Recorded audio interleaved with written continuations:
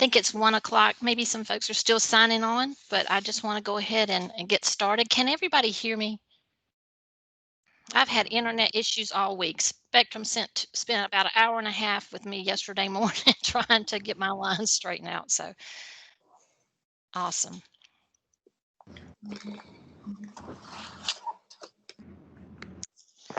So in getting started, I just want to let you know I'm Diane Bennett, and I just want to welcome you to our Cohort 1 meet and greet. We are so glad that you were able to join us here today. We certainly miss those opportunities to meet face to face and engage in conversation with each other, but we are so thankful for these opportunities to meet with you virtually and to work with you and to continue our work for students with disabilities in South Carolina. The purpose of today's meet and greet is for us as your OSIS cohort team to introduce ourselves and provide you with our contact information. We're also going to ask that you introduce yourselves and share with us your role in your district. We're going to share with you a little information related to the surveys that were sent out regarding what your district feels would be a successful school year and the needs that you might have. And we're going to take a little deeper dive into that to find out what that really means to you and what those details are for your district. We also want to hear from you about any concerns that you might have in our different focus group areas, and then take some opportunity for some questions at the end. So Carol is going to be moving the slide and PowerPoint for me, and she's going to be taking notes for us today. And I said before, we're going to ask you to introduce yourselves, and this is going to be more of an open conversation type meeting. So instead of typing in the chat, which you're always welcome to type in the chat, we're going to ask for you to actually speak up today and talk with us as we move through this presentation. Carol, could you move us forward to the next slide, please? So we are your Cohort 1 representatives. Again, I'm Diane Bennett, and I represent the Social Emotional Learning team on this Cohort 1. You might also know me in my role as a lead monitor for OSIS. I'm also a contact for low incidence disabilities and a contact for the Enrich program. Sarah Garrett was going to be with us today. She is the academic outcomes representative on our team. However, she was invited to attend a training. It came out last minute yesterday, and so she's not going to be able to join us today. But you might also know Sarah Garrett as our representative for special populations. Elizabeth Moore also represents our academic outcomes team, and she has also been invited to that training minute, so she won't be able to join us, but you might also know Elizabeth Moore as our corrective action specialist, and also she has been in the role of an assistive technology specialist in our office as well, so that might help you make some of those connections since you won't be able to see them today. At this time, I'd like the other members of our cohort to please introduce themselves. Hi everyone, my name is Jenny May and I am the Part B 619 coordinator for the state. I'm excited to be here with you today.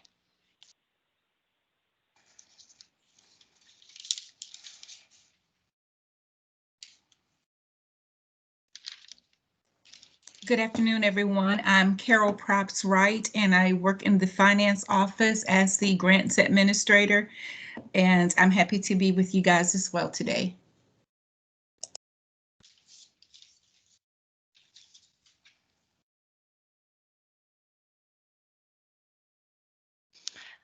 Chris, are you still with us? I saw you were signed in earlier.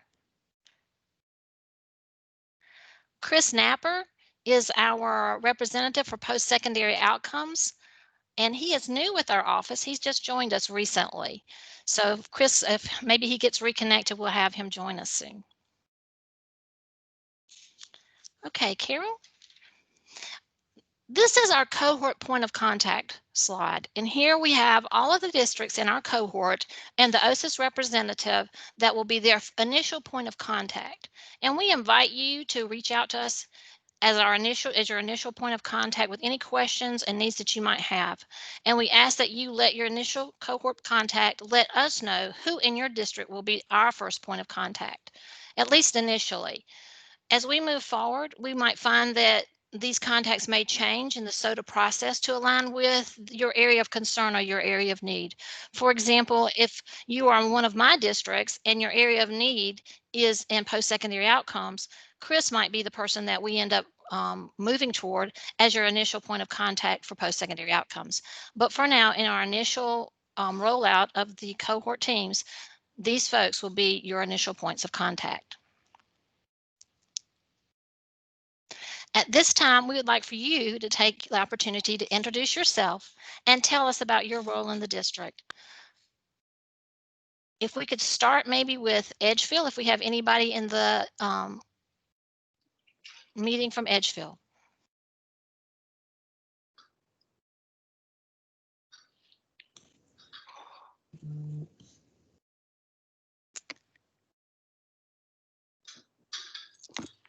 How about Greenwood 50? Hi, I'm Debbie Bishop, Greenwood 50. I'm the Director of Special Services. Hi, Debbie. Thank you. Thank you. Good afternoon. I'm Veron Davis, the Executive Director of Student Support Services for Sumter School District. Other team members joining me as well is Tamara Smith, the Coordinator of Secondary Education, as well as Maria Newton-Devon, Elementary Coordinator. My lead, Scott Syke, Lara McAllister, and my lead speech therapist, Angela McLeod.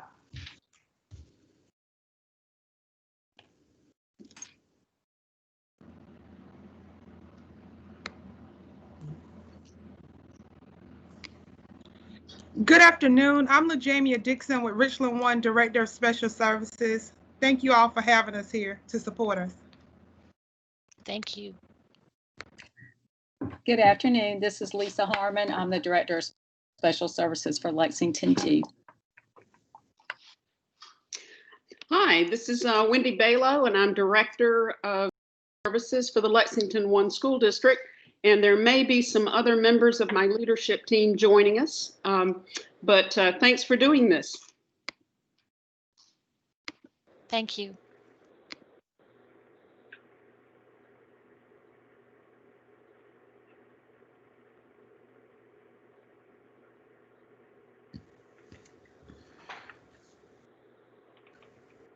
Hello, this is Greg Feeback. I'm the Director of Exceptional Children in Lexington 4, which also serves special education students and gifted and talented students. Thank you. Hi, this is Boyd Hainsworth from Lexington Richland 5. I'm specialist for instruction and curriculum, and lower down on the totem pole as the ones higher up at emergency meetings today. That's great. Thank you for being here.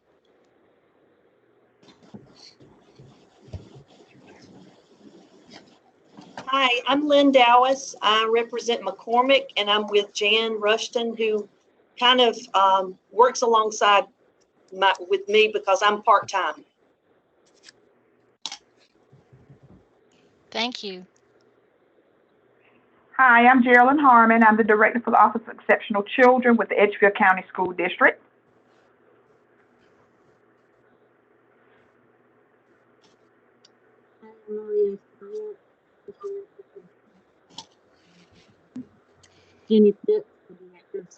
Hey, I'm Kelly Fisher, Greenwood District 52, and I'm the Director of Special Services here in 96. And I get extra credit for being the only one that turned my camera on today and being willing to let everybody see me, but I turned it off.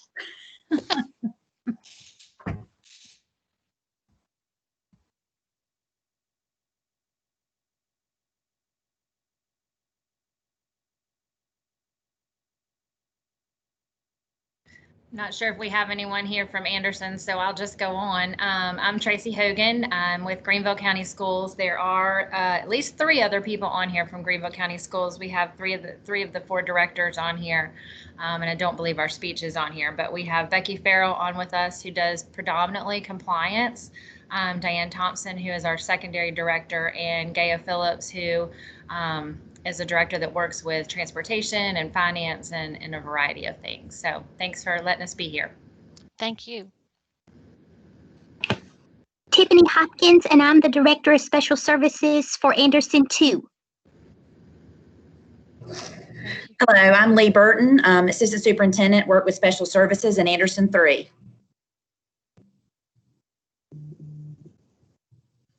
I'm Marie Marchant, and I'm the autism coaching teacher for Anderson School District 5. I'm Anna Gibson. I'm the Assistant Director of Special Education for Oconee County. And Marge Bright, she's in the middle of Medicaid, so she may hop on later. She may not be able to make it. Thank you. Understandable.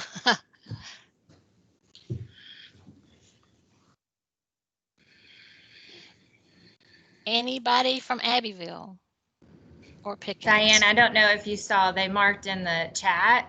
Kathy said that they are there. If she has no mic, she says it's Kathy Bernard. I'm the director in Abbeville, and Holly Kennerly is also with her. She is the assistant coordinator. Okay, thank you, Kathy and Holly and Tracy. Anybody else that has not introduced themselves?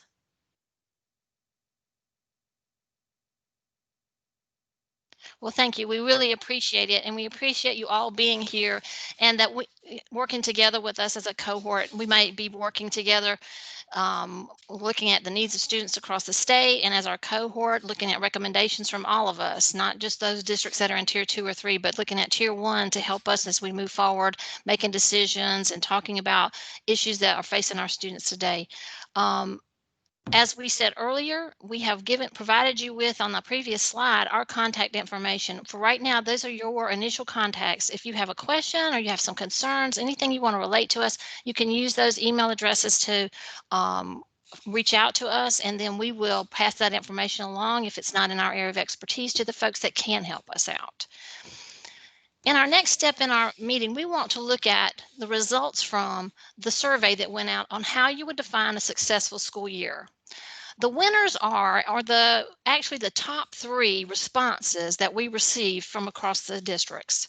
So the winners for how you would define a successful school year were compliance with state and federal regulations, academic and functional growth, and using data effectively.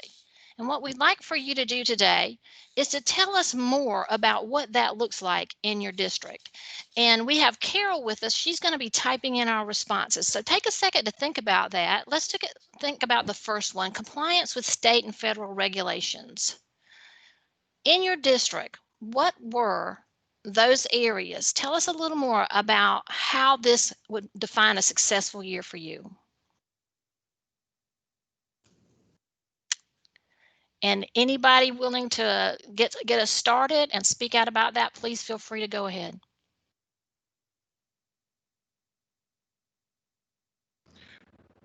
Well, Diane, one thing, this is LaJamia in Richland 1.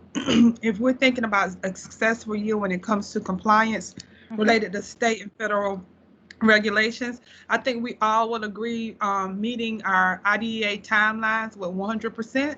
All of those timelines that require us to have compliance. I think that would be a great start.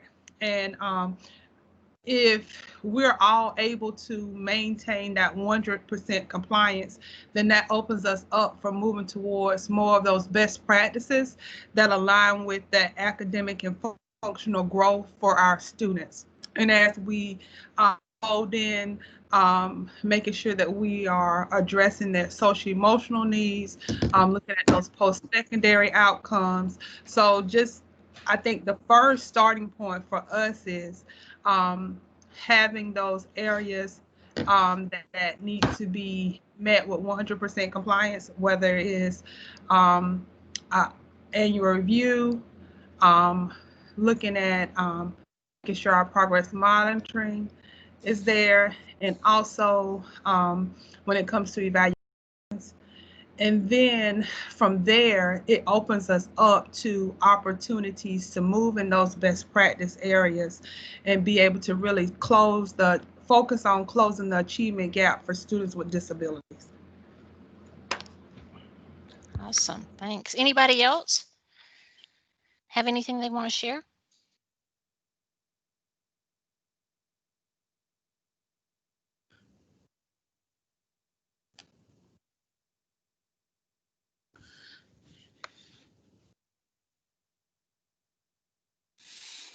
When we're looking at academic and functional growth, and then Jamie roll that into that compliance with 100%, were there any specific things that you had in mind when you were talking about identifying that as your area for successful school year? This is Tracy in Greenville. I would definitely say if we do any statewide testing, we'd want to have improvement in ELA and math. But in particular, we'd also like to be able to compare that to other districts and, of course, increase our graduation rate and increase our number of students with disabilities who are college and career ready and meet that designation. And if I can piggyback off of what Tracy said, I think it's so important that we continue to look at where our students are receiving services. And one of the major things is just getting people to understand it's a service for students, and that I know there was a big, a lot of people talk about standards-based IEPs, but one thing that I really want teachers to focus on and our service providers to focus on, if we have instructionally appropriate IEPs that really meet that student's individual needs, and that way that those plans will build in the appropriate data where teachers can look at where students are flatlining, when we need to change goals, and that folds in that data piece also. So when you think about the structure of what we do when it comes to the compliance and quality assurance, when it moves into programming, and then when it moves into the effective use of data, it's all interconnected and aligned together. So I totally agree with her also.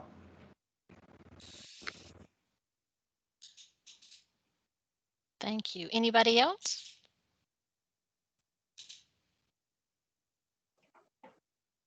Hi, this is Marge Bright. I'm not sure if you can hear me, but I think delivering FAPE regardless of the setting. We have some families that, are very cautious about sending their children to school. And so we've had to figure out how to do our virtual instruction. And, regardless of the severity of the disability, students have to make progress. So our teachers have done a phenomenal job meeting the needs of all students and delivering FAPE regardless of the instructional delivery method, whether it be face-to-face or virtual. Good points. Anybody else?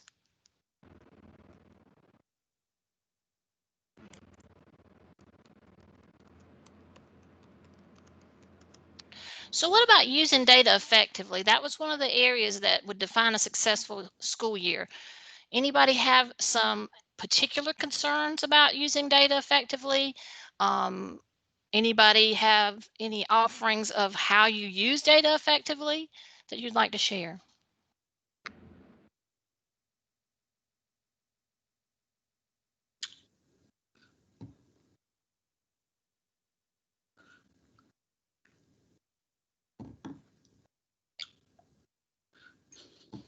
This is Wendy Balo over in Lexington 1. And, we're talking about data. We may be talking about the test scores and those things, but I want to put a plug in for my leadership staff and the work they have done on modeling and supporting our school teams going through what we call data dives, in trying to get our, our processes more student-centered.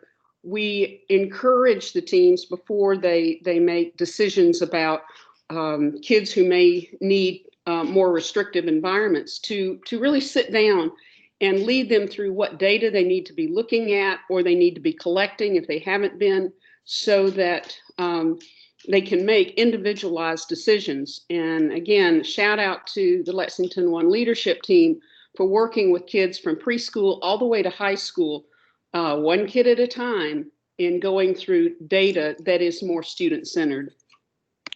Wow. That sounds awesome. And certainly something that we all might want to look into, yeah, how we can better do that. Well, Jamie, I see that you put inclusive LRE practices driven by data. Yeah. And that kind of that piggybacks off of what she was just mentioning. When we take those deeper dives with data, it's our responsibility not only to look at those leading indicators, but look at those lagging indicators too, that lead to some of the things that manifest with. I know now that since a lot of our students have not had the opportunity to be in in-person environment, we're going to have to really look at where they left off at and where they are now, and especially looking at some of those social emotional needs, functional skills, and just being able to look at data in a way that will provide a whole picture, a global picture for the students. So not only those big indicators, what we typically look at when we think about data, but also looking at some of those lagging indicators that sometimes we don't really pay a lot of attention to.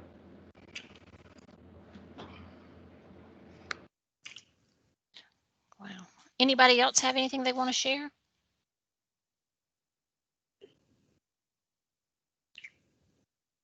This is really so helpful for us because it gives us an idea of where you were thinking in these responses and how we might formulate some of our practices to assist you. I'm going to now turn it over to our next cohort member who will be handling slide 6. Hi, everyone. The survey asked a question, what will you need to do to have a successful year? So the things we just discussed before, what will we have to do to get those things? And the winners, or the most highly recorded answers to that question included: ensure the health and well-being of students and staff in the new normal, provide ongoing professional development with staff, and serving students appropriately in all models, whether that's virtual, hybrid, or face-to-face. Can you please tell us some more about what we'll need to do to have a successful year?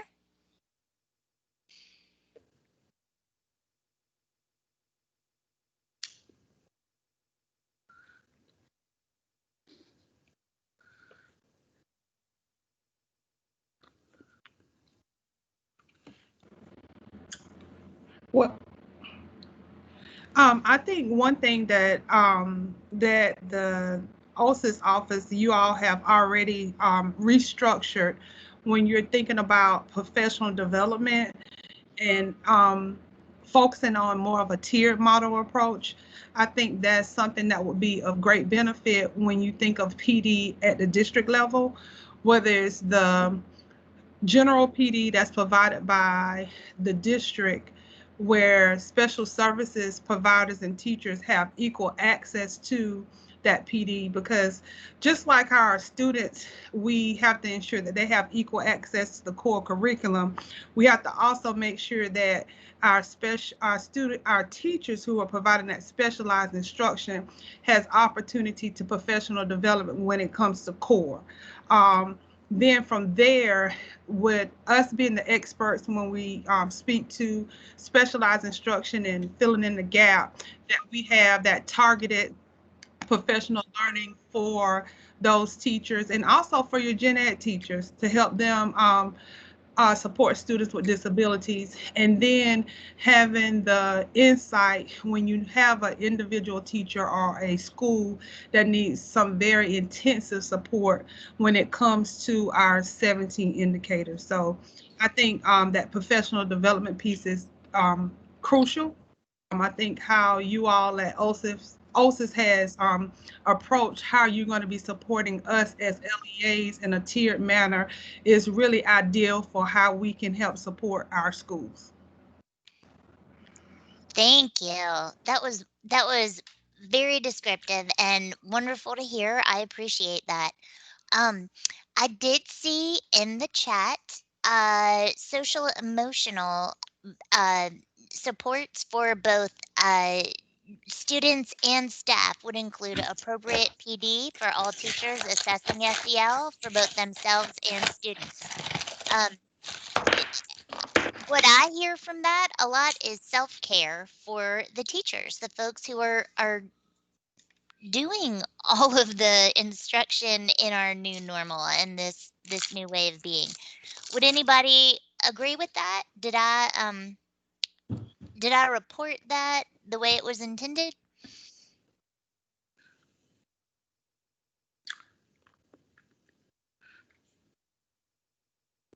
This is Debbie Bishop. I'm going to just agree with that statement because I think the biggest thing that we are faced with is in delivering PD is not necessarily the accessibility part, but the balancing, the day-to-day stressors of the teacher and district office personnel, administrators, and accepting that new information. So it's not just that balance, but it's also that mindset shift and having that ability to take the change in the midst of everything going on and to find the time to do it. Isn't time always always a great inhibitor for things? At least I'm sorry, don't let me project any feelings. um, does anybody else have anything that they'd add to this list? This is Wendy from Lexington 1.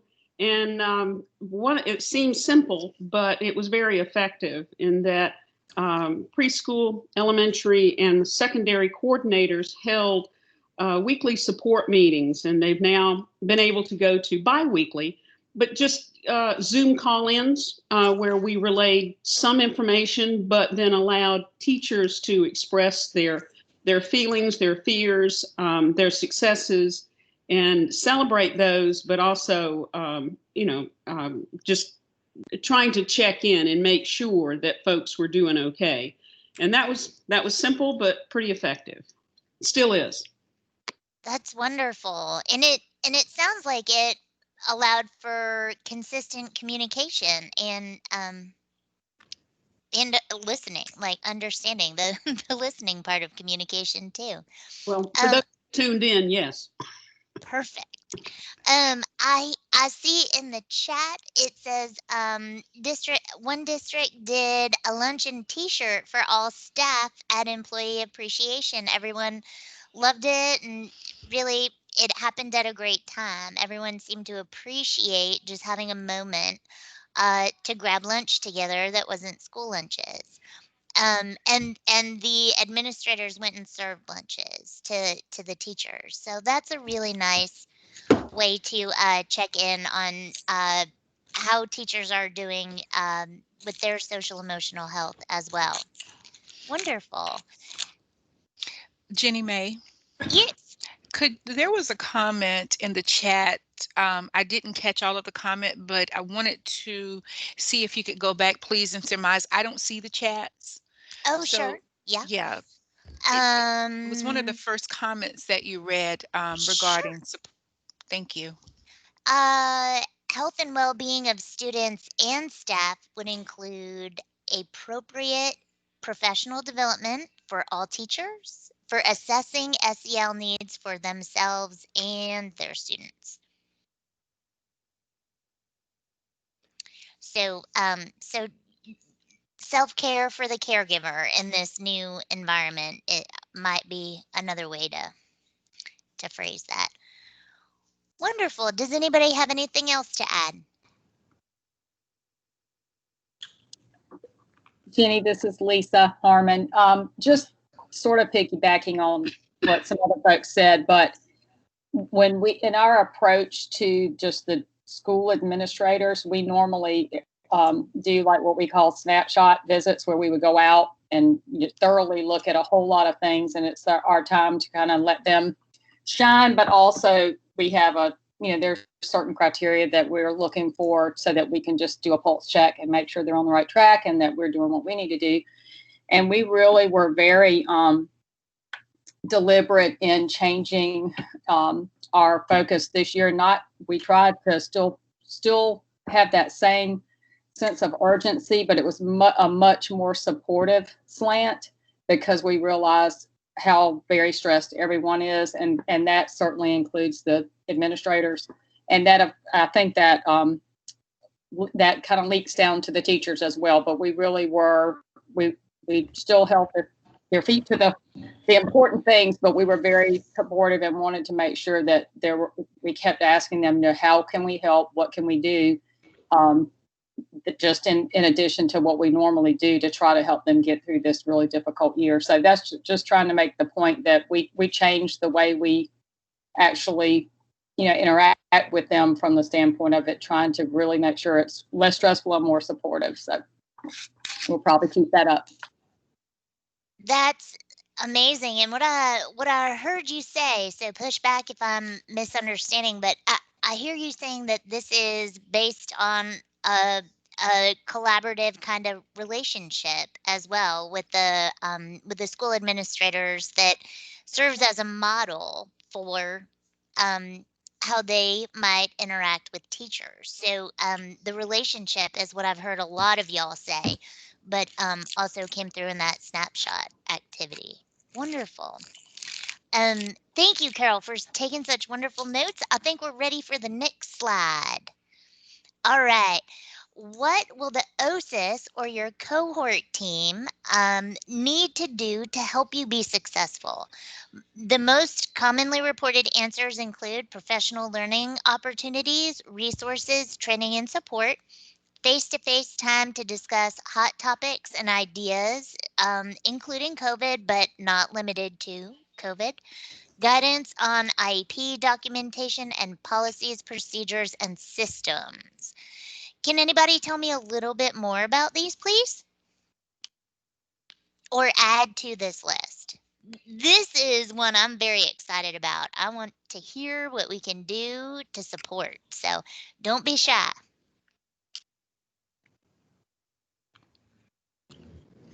This is Tracy. I think that you all are doing a fabulous job being accessible. I would just say, please keep being available. Please keep responding to emails. Please keep taking our calls. I love that you've given us a breakdown of who does what and the names. I would also love it if it would be a possibility to have maybe a list of who the support staff are, that we receive emails from a variety of people, and quite frankly, with the volume that we have right now, if I scan my emails, I'm only looking for a few names. So if it is a support staff person, I may not recognize it, and it may take several days for me to forward it to the appropriate staff here that needs it. So if we had their names and contact information or who does what, that would be helpful too. But I think just being accessible right now is one of the key things. Fantastic. Thank you. That is easily done, actionable recommendations. Thank you. Thank you for that. What else?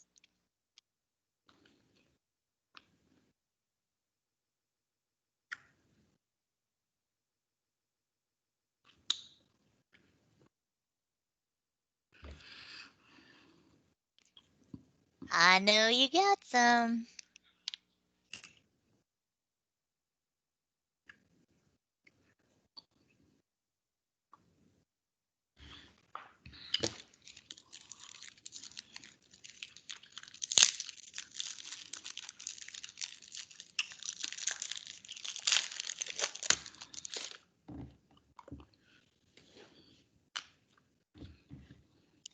Okay, you can tell wait time was never my strong suit. Y'all have our emails, your contact person's emails, so please, if you think of things, don't be shy to share them.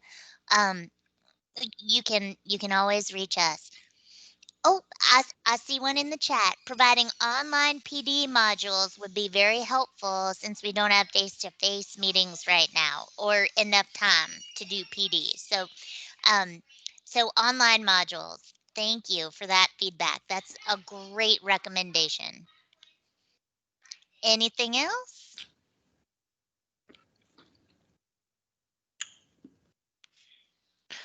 You know, Jenny, I see guidance on IEP documentation. Is there something in particular that the folks on this call would like to see for IEP documentation guidance?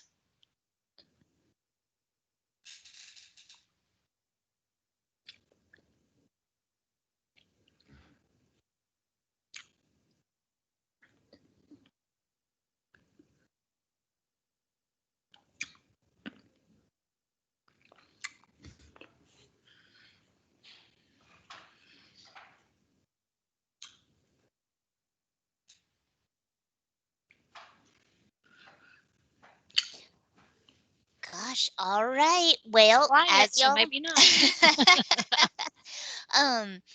Are there any other hot topics you'd like some meetings around? I mean, from my perspective, early childhood is always a hot topic, but that might not be your recommendation. What hot topic should we arrange some time to have training and supports on?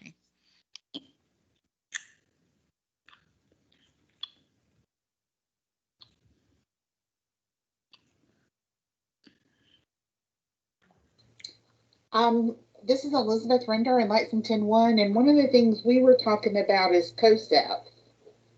I know that there was some discussion that there was going to be some professional development for COSEP coming out. Wonderful. Yes, thank you. And I've heard a fair amount about COSEP recently, so we will be certain to get those out to you as soon as we're ready for them. Thank you. And it doesn't have to only be early childhood. I don't want any of my districts to get nervous because because I will redirect us there. But anything about post-secondary, SEL, academics? All right. Well, you have our contact information if you think of anything. Next slide and next presenter, please. Hello, everybody. My name is Chris Napier, and I apologize for not being able to talk earlier. I got booted from the webinar here when I was trying to present. But so we did our focus areas, and our top responses that came out of that were the academic, instruction, and outcomes. We had 21 responses. Post-secondary, career development had 11 responses. Database decision making had 8. SEL, social skills, had 7.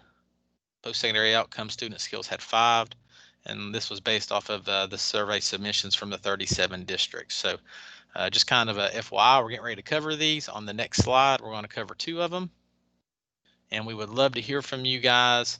So specifically, what are your needs within the focus area of academic instruction and outcomes?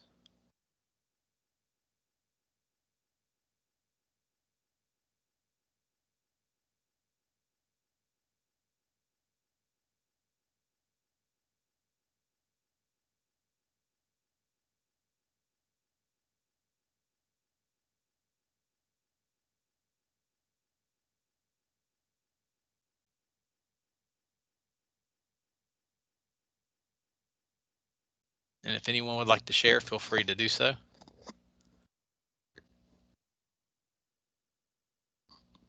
Chris, I see in the chat that somebody mentioned help for small rural districts to provide South Carolina high school credential options for only a few students when our staff numbers are limited. So for post-secondary, it looks like for those small rural districts, some help with credential options.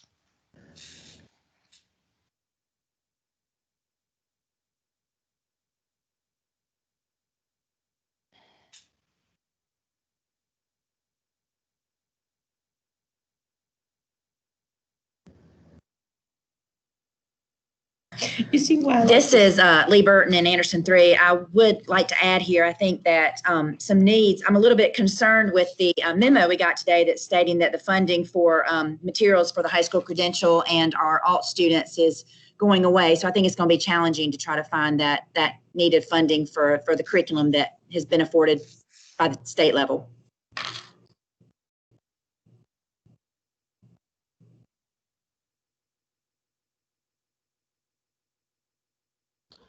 Okay, and also see in the chat that we have effective instruction for student with dyslexia.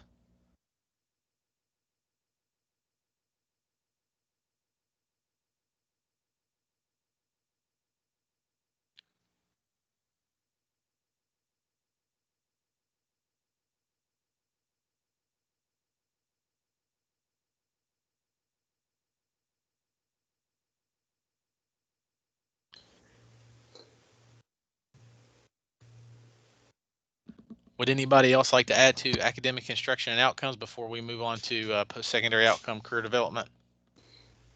But I just wanted to clarify about the funding issue isn't just with the credential, but it's also with the SCOP students is what I heard.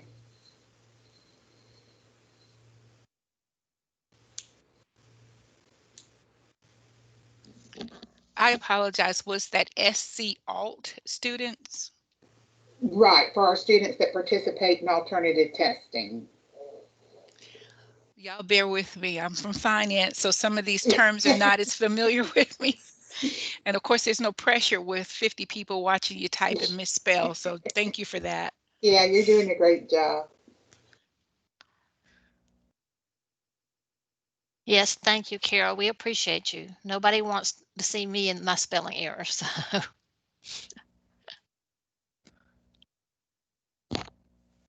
Okay, and under the same idea, we're going to move towards post-secondary outcome career development. Were there any specific needs within that focus area?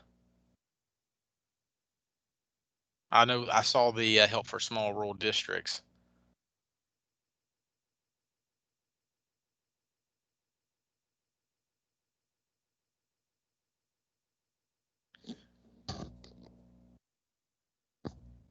And in the chat, I saw we had another one under academic instruction outcomes for PD, for teachers assessing data to close gaps while balancing reteaching gen ed topics and providing IEP goals instruction.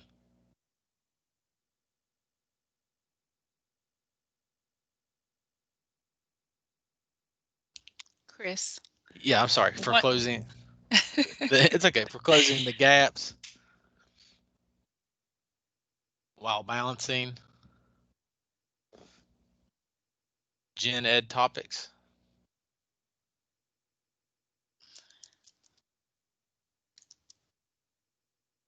And providing IEP goals instruction.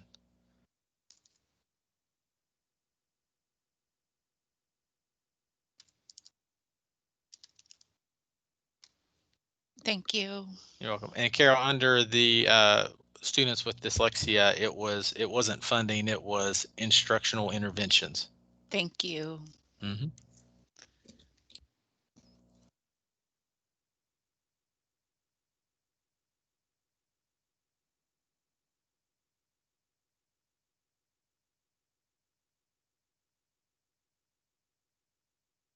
We're going to do one more last call for either one of these two. If you would like, feel free to add to those. Just give a couple seconds if anybody wants to add something else.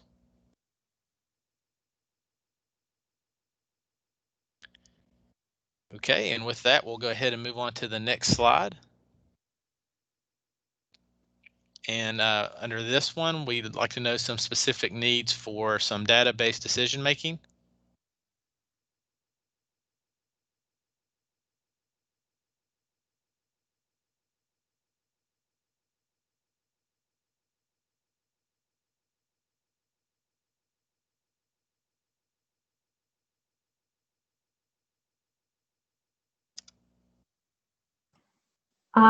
It would be good if we could get an update on our SEED document and making decisions for how to identify students with learning disabilities, and if our state is moving toward that response to intervention model that's kind of going hand in hand with our state rollout of MTSS. So any kind of updates regarding the release of the new SEED would be appreciated. Okay, thank you.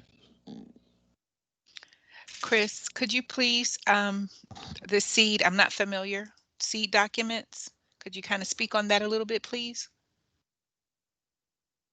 Yeah, with SEED documents. SEED, the Special Education Eligibility Determination.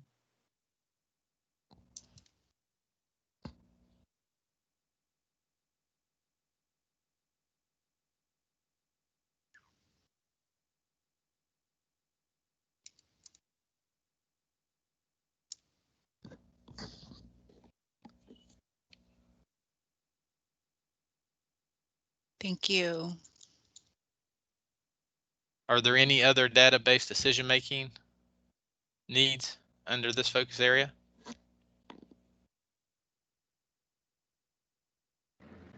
if the state is willing to provide us with as much support and resources when it comes to MTSS and how that correlates to special services, the eligibility process, if there's any guidance to help structure and support districts, that will be most useful.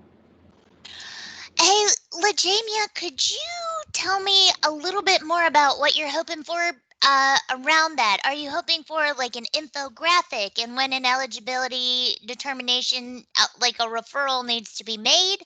Are you thinking about the interventions that are not yet special education services? Are you thinking about all of the above?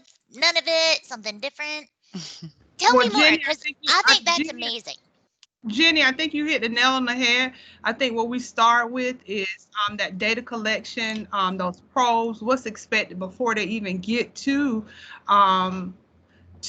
the need to be evaluated, and then once they're being evaluated, what does that look like? And that actually correlates to the SEED document and what we're doing for SLD. So all of that's needed because it's really like someone mentioned earlier, it's a mind shift and getting everyone to be able to see how interventions are should be maintained and appropriately implemented, and then looking to see if you need to change what that skills deficit is, what area you're looking at. So I think all of it, from the gen ed side all the way to when we're looking at moving into a parent consenting for evaluation to that eligibility. So I think some of all of that, any type of guidance that could be a benefit. I think for us as LEAs,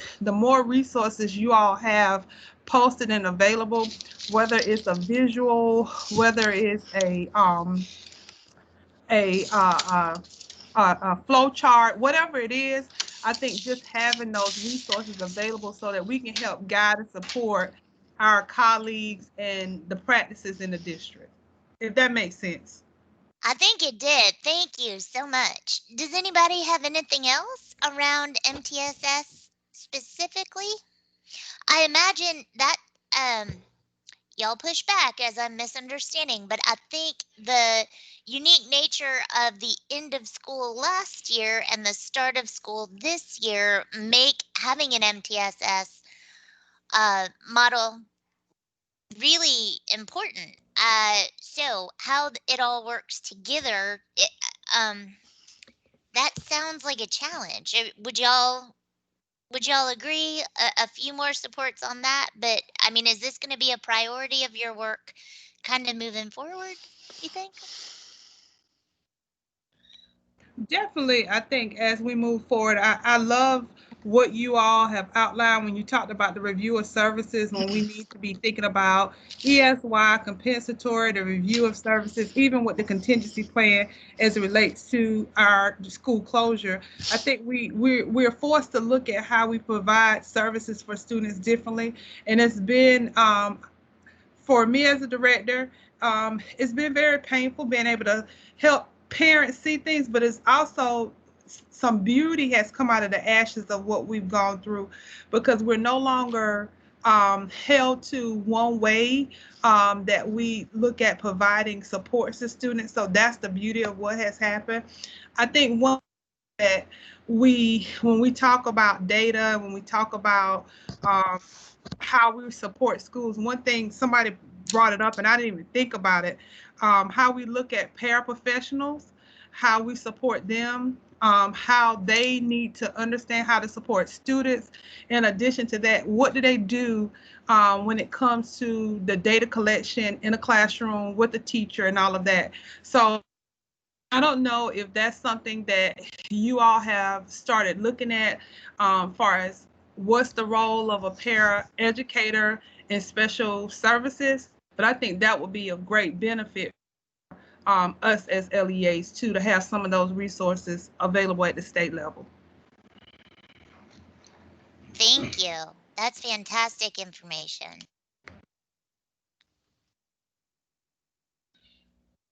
Thank you guys for sharing. Okay, now with SEL, with the social skills, anything specific with inside of that focus area?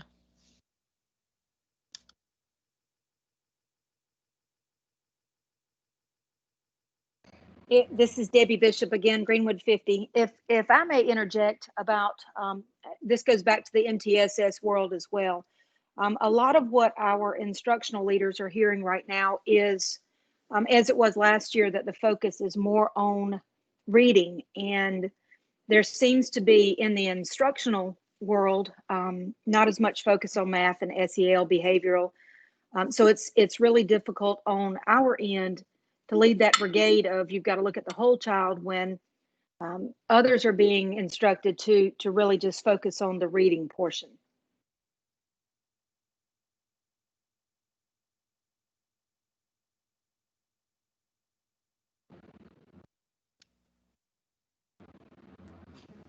Thank you. Would anybody else like to add to this?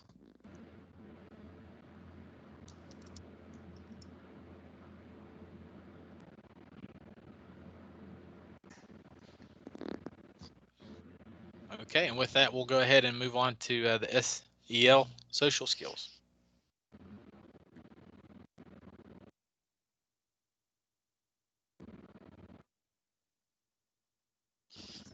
One thing with social emotional learning that I'm finding that everybody's saying it and pushing it in a way that it's almost like it's something that should be done in isolation of academics, and when in fact it should be incorporated everything we do. It's sort of like when you look at behavior, you know, when we all have to do presentations, help support schools with classroom management. The first, you know, teachers are always wanting us to be able to tell what needs to happen with the student, but the first thing that happens is you start looking at adult behavior.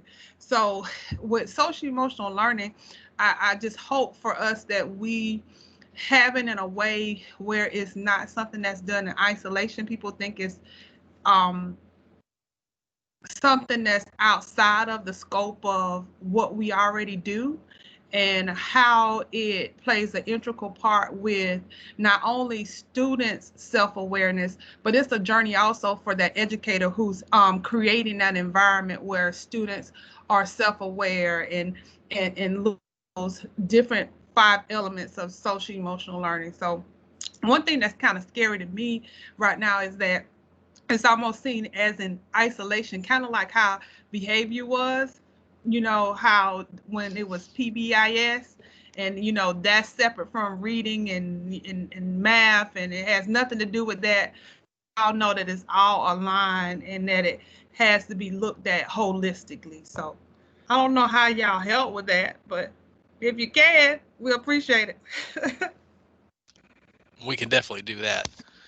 We agree with you on there. Is there anything else with social skills? I see one that just popped up in the chat. It says a high need for all gen ed.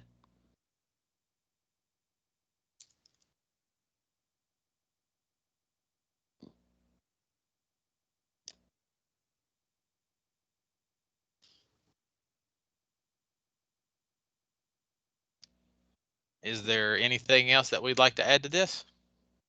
I'll give a couple seconds here.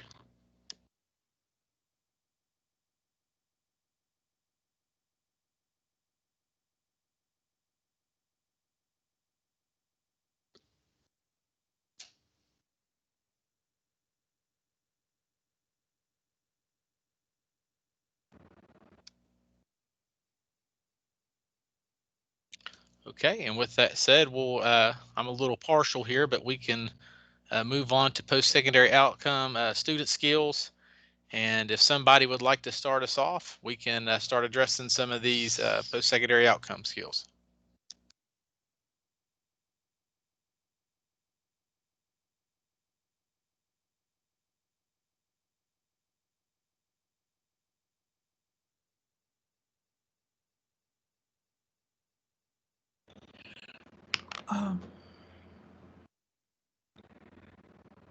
Well, I know for me, this is LaJamie in Richland 1.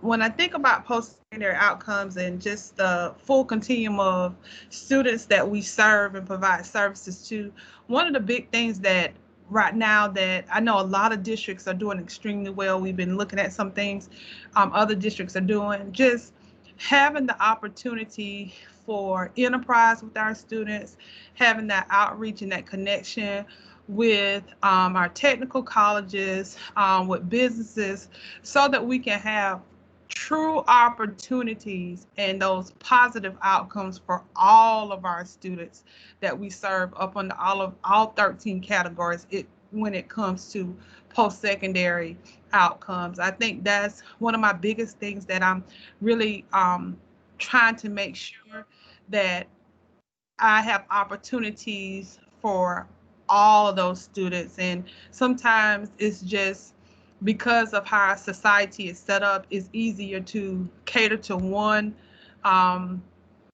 population. But I think it's important that we really, for me, really have an opportunity to have a buffet of options for our students. And I know that's what the whole ideal and premise is about behind it, but just making sure those opportunities are there, that when they leave us, they have opportunities to excel to their greatest potential.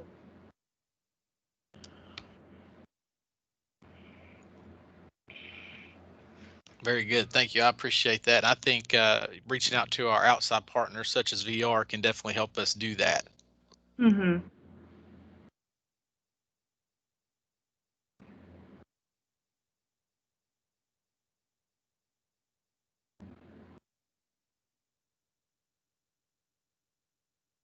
Okay, is there anything else under post-secondary outcome with student skills?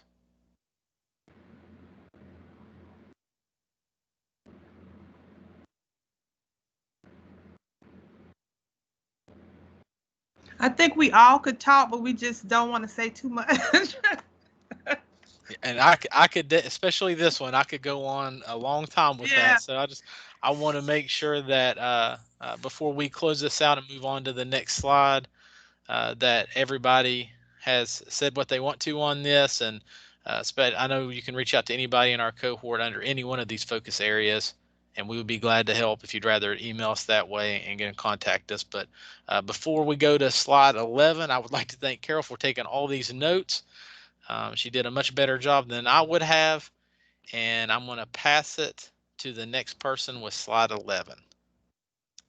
And that next person would be me. Thank you for the compliment, Chris. You guys don't hold my typing against me. It's hard to have active listening, capture what the program side is saying, and then type that into notes while you have so many people watching your mistakes. So thank you for that.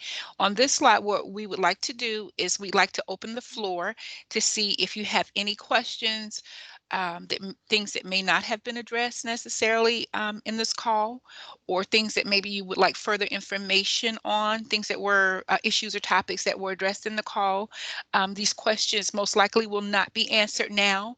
We would like to have a powwow with OSIS and follow up with you to provide those answers. So the floor is open if you have anything specific that you'd like to have addressed.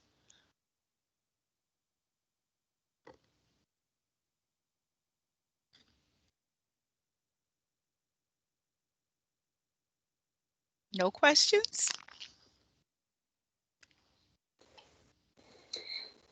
I have a question. Sorry. About if people are using the electronic signatures and Enrich, and how is that working for them? In District 52, we have not been able to get ours up and running. Is that an internal issue? Is it something on the technical side for you all? The issue where it's not performing properly?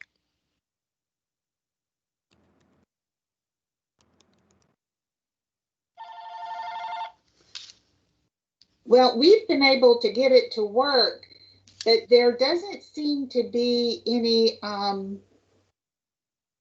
I don't know if validity is the right word, but I mean, anybody can type anybody's signature. And so I just wasn't sure. We've never got any direction from the State Department about using it. We've just really heard from Enrich that it was available. And, you know, I would just like some guidance from the State Department on, is it acceptable? You know, now that I know we're not doing the collaboration portal anymore, I just want to make sure if people are using it and is it considered appropriate. Okay, this is District 52 again. I apologize. We are able to get it working, but we have chosen not to use it because of the fact that so many of our parents are unable to get to a place that they can use it. We often have virtual meetings and things like that, and they just call in, or they are able to come and do a virtual session with us, but they don't have access to somewhere where they can actually do the part with the signatures. So that has been an issue with us. Yes, and I think that the intent for electronic signatures is that it does take place during a virtual meeting, or, you know, of course, a face-to-face meeting if you're passing the device, but it would be done under the guidance of somebody that has the rights to do the electronic signature. So if you're passing a parent the right in a virtual meeting, that it's under your guidance as you're watching, that person who you've been meeting with is the person that's actually typing in the signature.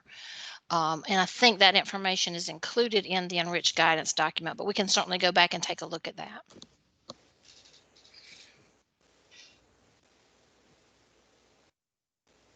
And I guess too, the question is then, I mean, if Enrich sends us something out and the State Department's name's not on it, are we to understand it to be from both of you as well?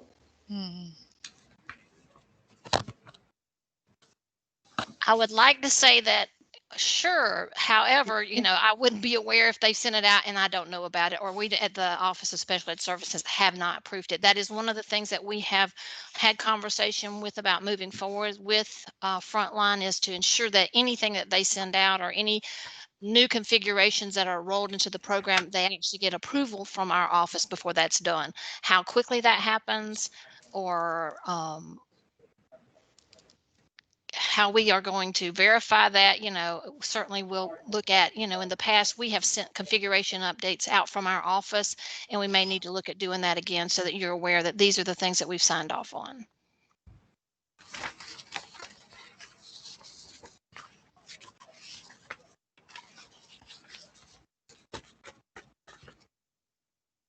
And I see that Greenville made the comment that it is only available on certain documents, and that is true.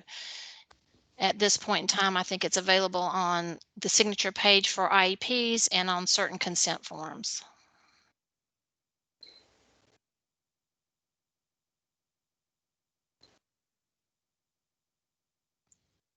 I do not have any updates on when we'll be able to use the collaborative portal again. We have asked Frontline to look into that, and they have not reached back out to us to ensure that we have the security that we need to actually support that feature.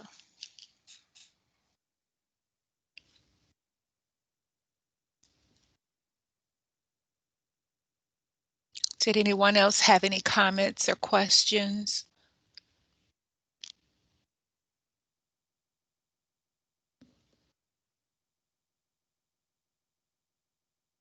Okay.